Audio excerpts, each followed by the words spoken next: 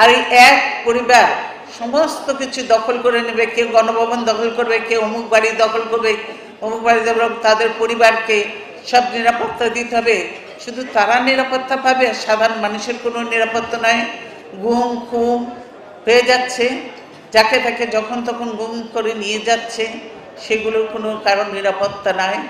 আজকে দেশের মানুষ তাই পরিবর্তন চায়, দেশের মানুষ পরিবর্তন চায়, দেশের মানুষ উন্নতি চায়, দেশের মানুষ এই জালেমদের হাত থেকে মুক্তি চায়।